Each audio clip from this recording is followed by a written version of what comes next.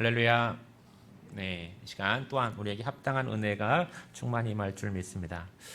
코로나로 인하여서 우리 학생들이 지금 방학 기간이잖아요. 그런데 그 방학 기간에 정해져 있는 어떤 수칙이 있다라고 합니다.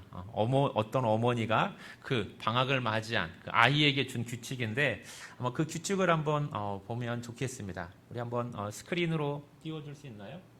혹시 여러분 잘 보이시나요? 제가 한번 읽어드리도록 할게요. 코로나 방학 생활 규칙. 첫 번째가 주는 대로 먹는다. 두 번째, TV 끄라고 하면 뭐 색깔이 다르게 되어 있는데 당장 끈다. 세 번째, 사용한 물건 즉시 제자리에 바로 움직인다. 다음에 네 번째입니다. 네 번째. 즉시 제자리. 그럼 네 번째가 한 번 말하면 바로 움직인다. 다섯 번째입니다. 다섯 번째는 엄마에게 쓸데없이 말 걸지 않는다. 마지막이 가장 중요해요. 위 사항을 어기면 피가 코로 나올 것이다. 네. 네. 이 참 무서운, 두려운 방학 생활의 규칙인 것 같습니다. 실제로 보면 이제 불 켜주셔도 됩니다. 부모님들도 이 아이들과 있는 그런 시간들이 많아지고 그리고 또한 방학에 있는 시간들이 많다 보니까는 부모님들에게도 스트레스가 되어지고 그리고 또한 아이들에게도 그런 많은 스트레스가 쌓인다라고 합니다. 이 공포의 방학 생활인 것 같은데 실제로 이 코로나를 맞이하면서 미국의 그러한 그 성인이 아니라 11%, 약 11% 정도가 무슨 장애가 있냐면 이 공황 장애를 가지고 있다라고 합니다. 그리고 또한 이 약 20%, 그러니까 19.1%는 무슨 장애를 가지고 있냐면 불안 장애를 가지고 있다라고 해요. 근데 이것이 지금 코로나의 그 부분을 반영되기 이전의 결과들이에요. 그렇기 때문에 코로나의 그러한 영향들을 반영된다라면 훨씬 더 많은 그러한 사람들이 지금 어떻게 해요? 불안 장애 가운데 있고 또한 그중 가운데에는 공황 장애로 그렇게 고통받고 있는 것을 우리가 생각할 수가 있습니다. 근데 이것은 단순히 미국의 그러한 자료만이 아니라 또한 이러한 현상들을 어떻게 되어질까요? 바로 우리나라도 같은 현상들을 경험하는 것을 보게 되어집니다. 그러기에 우리나라도 이러한 그 모습들, 불안과 그리고 또한 두려움으로 인하여서 그 어려움을 당하고 있는 사람들의 숫자가 많이 증가하고 있는 것을 봅니다. 왜 이렇게 이 공황과 불안장애 이것으로 인하여서 우리가 또한 왜 어렵냐면 이것이 그냥 단순히 거기에만 멈춰 있지 아니하고 어떻게 할까요? 또 다른 그런 문제점들을 만들기 때문에 그런 것입니다. 그리고 이 다른 문제들 가운데에서 가장 대표적인 것을 하나를 고른다라면 이렇게 내가 불안하고 그리고 어떤 패닉 상태에 빠져 있었을 때에는 무엇을 제대로 하지 못할까요? 내가 어떠한 일을 행할 때 그 다음 단계로 나아갈 때 있어서 선택하며 올바른 선택을 하면서 그 다음의 것들을 진행을 해야 되는데 바로 올바른 선택을 가로막고 있다라는 것이에요. 그러기에 우리가 요즘 보면 언론에서도 자주 방송에서 보는데 보이스 피싱 같은 경우에도 그런 거예요. 보이스 피싱이 주로 하는 경우가 뭡니까? 전화를 걸어서 무엇을 조장할까요? 불안을 조장을 합니다. 불안을 조장하고 그리고 판단력을 흐리게 하면서 그러면서 돈을 송금하도록 그렇게 유인하는 것을 보게 되어져요. 이처럼 이러한 그 불안이나 그러한 두려움, 그러한 공포심은 우리로 하여금 정상적인 그러한 일반적인 판단을 하지 못하도록 그렇게 가로막고 있는 것을 보게 되어져요. 오늘 본문을 읽다 보면 오늘 본문 가운데에서는 이 두려움, 올바른 선택을 앞에 두고 나서 그 선택을 하는 것과 하지 못하는 그러면서 그 두려움으로 인하여서 이 올바른 선택을 하는 사람 그리고 선택을 하지 못하는 그런 두려움을 맞이한 두 사람이 나오는데 바로 그 사람이 누구냐면 바로 이스라엘의 첫 번째 왕인 사울 왕이고, 그리고 그의 아들인 요나단입니다. 이 사울과 요나단은 도대체 어떠한 상황 가운데에서, 그리고 어떻게 판단하는지 한번 오늘 본문을 통하여서 살펴보고, 그 가운데서 우리에게 주시는 그런 하나님의 그 메시지를 함께 청종하고자 합니다. 오늘 본문을 보면 이스라엘과 블레셋이 전쟁이 이제 일어났어요. 둘이 서로 이 전선을 앞에 두고 마주하는 그러한 모습을 보게 되어집니다. 첫 번째 그 사사 시대를 지나서 첫 번째 왕이 된 사울은 무엇을 했냐면, 그 백성들이 요구하는 것처럼 상비군을 조직을 했어요. 상비군. 항상 전에는 군대가 조직되어지 않았었는데, 그냥 어려운 일이 발생을 하면 백성들을 소집해서, 그래서 소집된 백성이 적군과 그렇게 싸웠는데, 이 사울이 왕이 되면서 상비군을 조직했는데 그 인원이 3,000명이었어요. 3,000명. 그래서 그 2,000명은 사울이 이끌면서 믹마스와 베델에 주둔하게 했고, 그리고 나머지 1,000명은 누구 주위에 두었냐면 그 아들 요나단의 주위에 두었어요. 그런데 그 아들 요나단의 주위 아래 있던 그 1,000명과 함께 요나단이 무슨 일을 했냐면, 게바에 있는 그러한 그 블레셋의 수비대를 공격을 했어요. 먼저 그 수비대를 공격을 하니까는 이 소식을 듣고 어떻게 하는 거예요?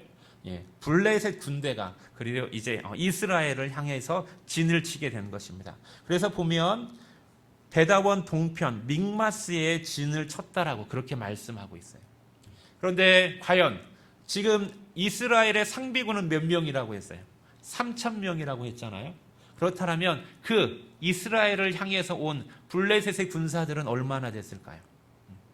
오늘 읽은 5절 말씀에 보면 이렇게 말씀하고 있어요. 병거가 3만이라고 했어요. 병거가 3만. 그리고 마병이 6,000명이에요. 그러니까 마병만 6,000명이면 이미 이스라엘 상비군의 2배에 해당이 되어지죠. 그리고 또한 그 군사들, 백성이 모여 있는데 해변에 모래같이 많다라고 했어요. 모래같이. 이 말은 일반적으로 성경에 읽다 보면 해변에 모래같이 많다라는 것은 헤아릴 수 없을 만큼 그 숫자가 많다라는 일반적인 그런 관용적인 표현이에요. 한 3,000명과는 대조가 안 될 만한 그러한 많은 군사들이 지금 이렇게 사울을 향하여서 진을 치고 있는 것입니다. 그러자 이 위기를 느낀 사울은 어떻게 했을까요? 3,000명으로는 안 되겠죠. 그러니까 다시 나팔을 불어서 온 지역에 군대를 소집을 했고, 그래서 그 군사들이 어디에 모였냐면 길갈에 모였다라고 했어요. 길갈에. 여러분, 길갈은 어느 곳이냐면, 여러분 요단강을 이제 요단 동편에서 이스라엘 백성이 요단강을 건너서 첫 번째 도착한 곳이 여리고잖아요. 여리고. 그런데 그 여리고 옆에 있는 곳이 길갈이에요. 길갈. 그들이 맨 처음에 도착해서 그 주둔했던 곳이 길갈이거든요. 그 여리고를 점령하기 이전에. 길갈에다 진을 쳤어요. 그러면서 거기에서 군대를 소집을 했는데, 그러면 그 길갈에 모여있는 그 이스라엘 백성들이 무엇을 보냐면 자기들을 대항하고 있는 블레셋 군사들을 바라보는 거예요.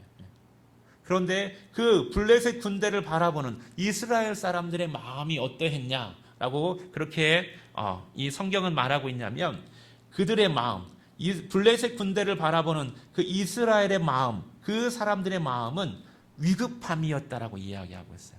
위급함. 그러면서 그 위급함을 보고 무엇을 느꼈을까요? 이 사람들은 두려움을 느낀 거예요. 두려움. 공포감을 느낀 거예요. 여러분, 한번 왜 이들이 공포감을 느낄 수밖에 없었냐면, 단순히 수적인 그런 우세에 의해서만 공포감이 아니라 한번 지형을 한번 살펴보세요. 여러분, 이스라엘의 지형을 보면 그 요단강을 중심으로 해서 그 지형은 어느 지형입니까? 이스라엘에 있어서 가장 낮은 지형이에요.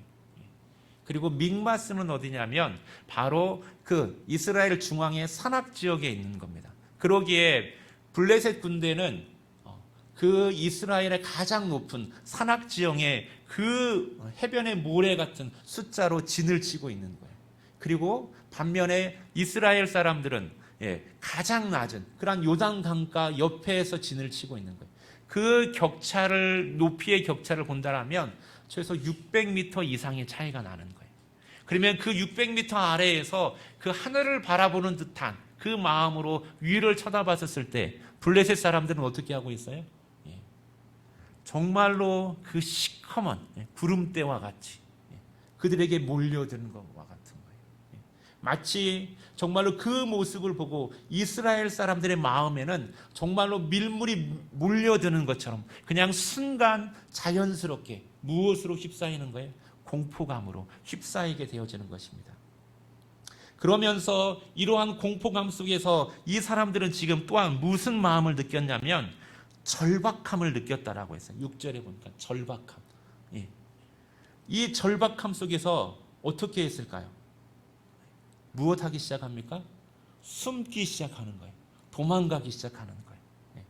숨는데 굴에 숨고 수풀에 숨고 바위 뒤에 숨고 웅덩이가 있고 무엇이든지 자기들의 몸을 가릴 만한 곳이 있으면 다 피해서 숨는 거예요. 그리고 심지어 어떤 사람들은 어떻게 했다라고요? 요단강 건너편으로 도망쳤다라고 하고 있어요. 바로 요단강을 건너왔기에 바로 그 강을 건너서 갓과 길리앗 땅으로 아예 그냥 도망가 버리는 거예요. 이러한 상황 속에 놓여져 있는 것입니다. 이렇게 블레셋의 그 압도적인 군사력과 그 지형적인 그런 위치로 인하여서 이 이스라엘 백성들이 느끼는 그 두려움으로 인하여서 어떻게 합니까? 이스라엘의 군사들은, 이스라엘 백성들은 다 빠져나가기 시작하는 거예요. 무엇처럼요? 밀려온 밀물이 또 시간이 되어지면 싹 소리 없이 빠져나가듯이 다 한 사람 한 사람 빠져나가는 거예요. 어쩌면 이 이스라엘의 군사들이 빠져나간다라고 제가 표현을 했지만은 이들은 사실은 왜 두려움을 느낄 수밖에 없었냐면 사실 이들은 군사도 아니에요. 이들은 그냥 좀 더 정확하게 표현을 한다라면 농군과 같은 겁니다. 농군. 예전에 우리의 과거의 역사에서 우리의 그 농군들이 적과 싸우러 나올 때 무엇 가지고 싸우러 나왔어요? 소시랑 들고 낫 들고 농기구 들고 나와서 싸웠잖아요. 바로 지금 이스라엘의 상태는 그런 거예요. 블레셋에는 이미 철기 문화가 발달해서 철병거를 가지고 이들과 싸우려고 마병을 가지고 싸우고 그리고 칼과 창을 가지고 싸우려고 이렇게 대항하고 있는데 지금 이 이스라엘은 사울 왕과 요나단만 무기를 가지고 있고 다른 사람들은 제대로 된 무기조차도 없이 그렇게 모였던 거예요. 그런데 이들이 다 이렇게 사라져 나가는 거예요. 썰물처럼 빠져나가는 거예요. 그러면 다시 또 썰물처럼 빠져나가면 그 다음에 또 어떻게 될까요? 다시 더 큰 두려움으로, 더 큰 두려움이 이들에게 이스라엘에게 엄습하는데 바로 누구에게 엄습하는 거예요? 사울과 몇 명 남아있는 그러한 그 이스라엘 군사들에게 몰려드는 거예요. 그들은 보면 이렇게 이야기하고 있어요. 7절 말씀에 보면 사울은 아직 길갈에 있고 그를 따르는 모든 백성들은 떨더라 라고 되어 있어요. 떨더라. 이게 지금 우리의 표현으로 한다라면 이게 공황장애에 빠져있는 그러한 상황이에요. 덜덜덜 떨고 있는 거예요.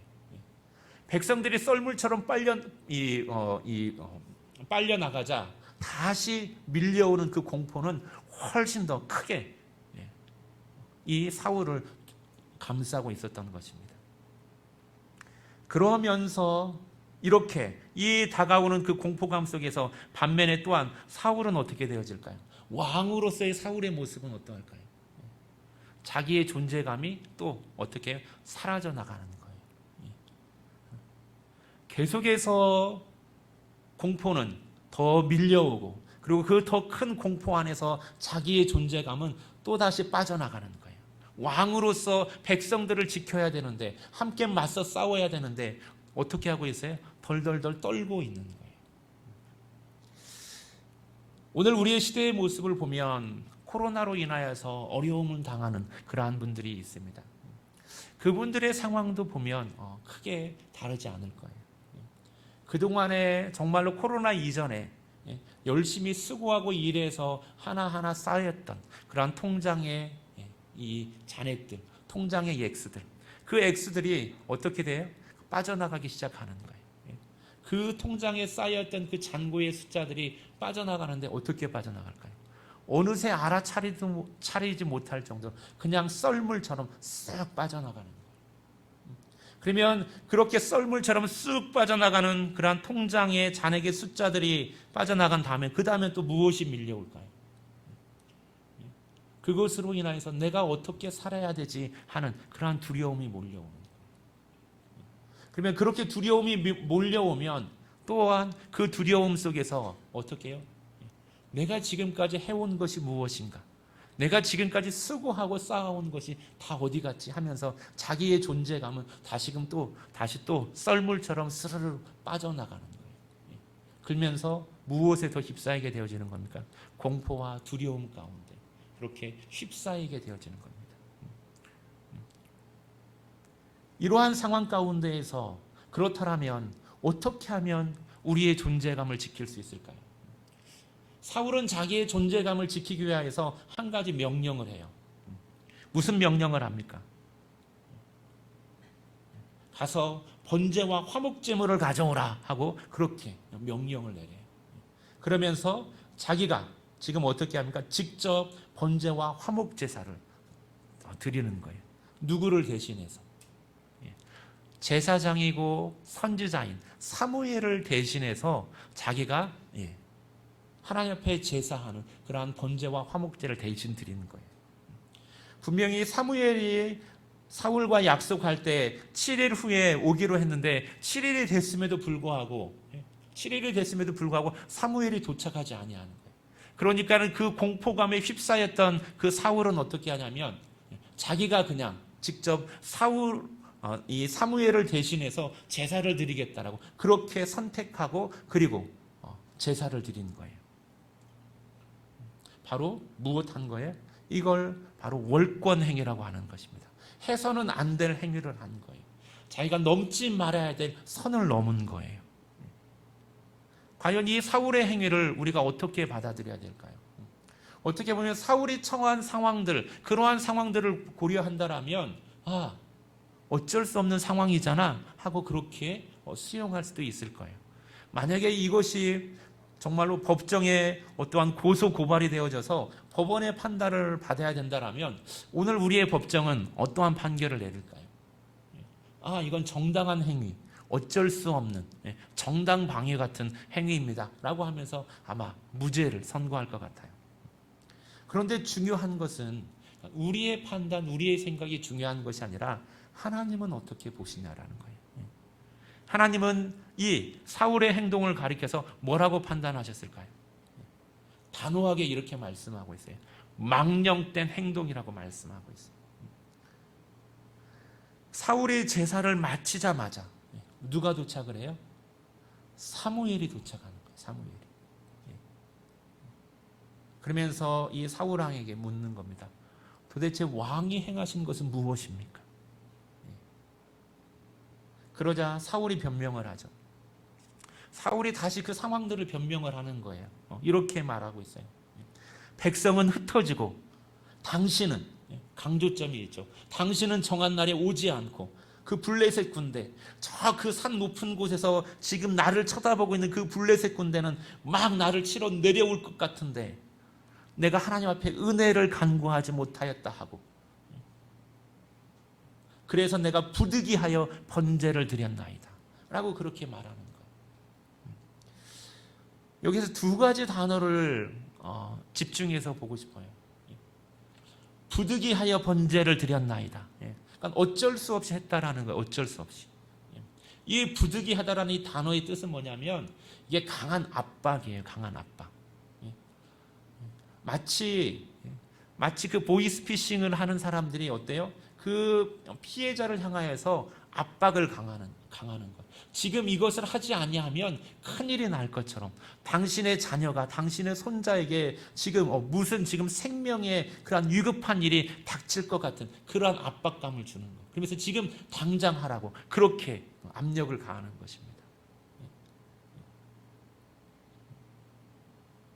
이게 부득이하다라는 거예요. 그런데 이 부득이한 그 마음의 강한 압박감, 이 충동을 사울은 지금 누구로부터 받고 있냐면 자기 자신, 자기 스스로 이 강한 이 압박감을 받고 있고 또 다른 하나는 주변 사람들로부터 그런 압박감을 받고 있다라는 거예요.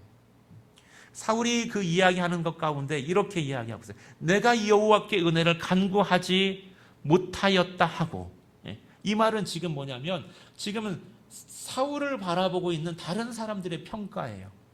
지금 사울이 싸움을 앞에 두고 하나님 앞에 제사를 드려야 되는데 이게 성전이기 때문에 하나님의 전쟁이기 때문에 먼저 하나님 앞에 제사하면서 하나님의 도움을 구해야 되는데 사람들은 지금 뭐라고 이야기하고 있는 거예요?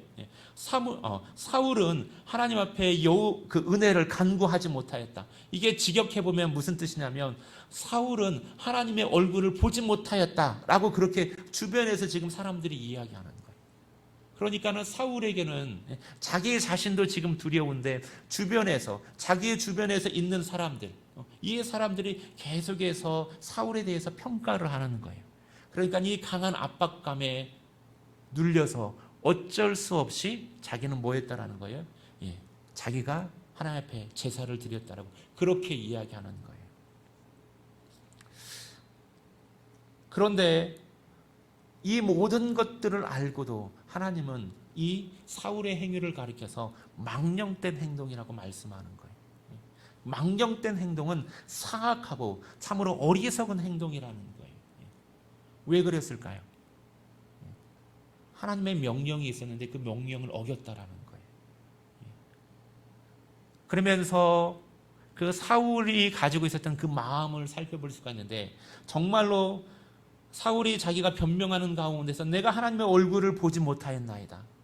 내가 하나님 앞에 그 은혜를 간구하지 못하였나이다 라고 이야기하는 그 사울의 말 속에서 정말로 사울은 하나님을 신뢰하는 사람이고 하나님의 은혜를 간구하는 하나님의 얼굴 보기를 간구하는 사람인가 그거에 대한 그러한 의심이 들게 하는 거예요. 왜냐하면 실상은 지금 사울이 보고 있는 것은 무엇을 보고 있냐면 하나님의 얼굴을 구하기보다는 무엇을 보고 있어요? 블레셋 사람들을 보고 있는 거예요. 자기를 둘러싸고 있는 그런 블레셋 사람들을 보고 있고 자기 주변에서 지금 자기를 평가하고 있는 그 이스라엘 사람들을 보고 있는 거예요. 사람들을 보고 있는 그 마음 가운데서 두려움이 임했고 그 두려움 가운데서 하나님의 얼굴을 제대로 보지 못하는 그러한 사울의 모습을 보는 겁니다. 그러면서 사울은 잘못된 선택을 하는 거예요. 오늘 이 시대를 살아가는 특별히 위기 가운데 있다라고 했었을 때 우리의 신앙의 모습들 하나님 앞에 나와서 기도하고 하나님을 예배할 때 우리의 모습도 정말로 우리가 위기로 인하여서 그러니까 위기를 보는 것이 아니라 우리는 무엇을 봐야 돼요? 하나님의 얼굴을 볼 줄 아는 저와 여러분 되어지기를 예수 그리스도의 이름으로 축원드리겠습니다. 계속해서 주변에서 요동하는 그 소리들 그것으로 인하여서 우리의 마음을 흔들고 우리의 시선을 사로잡아 가려고 하지만은 그럴 때일수록 우리의 시선은 어디에 고정해야 되는 거예요? 하나님께 고정을 해둬야 되는 거예요. 과연 그렇다면 이렇게 떨고 있는 그리고 사울 주변에 있는 이 사람들 떨고 있는 이 사람들과 이 블레셋과의 전쟁 이 전쟁은 어떻게 끝났을까요? 누가 이겼을까요? 오늘 우리가 본문을 13장을 읽었지만은 다음 장인 14장으로 가보면은 또 한 명이 나와요. 요나단이에요. 요나단. 우리 바로 다음 장이니까 한번 14장 6절을 한번 보도록 하겠습니다. 요나단은 뭐라고 이야기하냐면 여호와의 구원은 다른 데 있지 않다라고 이야기하고 있어요. 여호와의 구원은 사람의 많고 적음에 달리지 아니하였다라고 그렇게 말씀하고 있는 거예요. 우리 한번 다 같이 한번 읽어보도록 하겠습니다.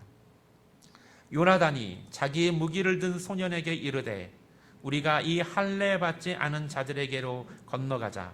여호와께서 우리를 위하여 일을 하실까 하노라. 여호와의 구원은 사람이 많고 적음에 달리지 아니하였느니라. 사울은 사람을 보고 있었는데 그의 아들 요나단은 누구를 보고 있는 거예요? 여호와를 보는 거예요. 그리고 하나님의 구원하심은 사람의 많고 적음에 있지 않다라고 이야기하고 있어요. 그러면서 누구에게 달려있다라는 거예요? 하나님께 달려있다라고 이야기하고 있어요. 아버지 사울과는 전혀 다른 마음을 가지고 있는 것을 보게 되어집니다. 그리고 이후의 사건들을 보더라도 사울과 그 아들 요나단의 마음은 완전히 다른 마음을 가지고 있는 것을 보게 되어지는 거예요. 그러면서 블레셋 진영으로 요나단은 들어가고, 그리고 그 14장 15절에 보면 그 블레셋 진영에서 계속 싸우면서 요나단이 20명의 블레셋 군사들을 죽여요. 그런데 그 20명 죽이는 것으로 그 많은, 정말로 해변의 모래 같은 블레셋과의 싸움에서 무슨 효과가 있을까요? 그런데 그 20명의 죽음으로 인하여서 그 블레셋 진영에 무슨 일이 벌어지냐면 그 진영 가운데 두려움이 임하는 거예요. 두려움이 임하고 그 진영이 떨고, 그러면서 그 모든 그 땅도 떨었다라고 그렇게 말씀하고 있어요. 그 두려움은 무슨 두려움일까요? 바로 사울과 그리고 그 백성들이 가졌던 그 두려움이 어디에 임한 거예요? 블레셋 진영에 임한 거예요. 누구를 통하여서? 요나단을 통하여서. 그러면서 그 두려움, 그 패닉에 빠져 있는 그 블레셋 군대는 그 수적인 우세에도 불구하고 자기들 스스로 자중질환에 빠져서 자기들 스스로 싸우고 결국에는 이 싸움에서 패하는 그러한 결과를 맞이하는 거예요. 바로 요나단의 고백대로 여호와의 구원은 어디에 있다라고요? 사람의 숫자에 많고 적음에 있지 아니하고 하나님께서 싸우시고 하나님께서 이끌어 가시고 하나님께서 인도하신다라는 것입니다.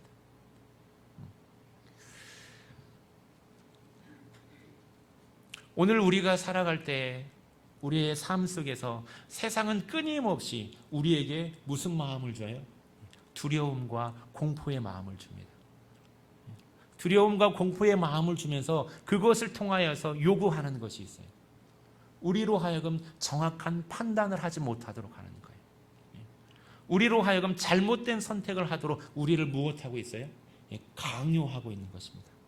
마치 그 절박함, 그 위급함을 가장해서 우리에게 그릇된 선택을 하도록 하는 거예요.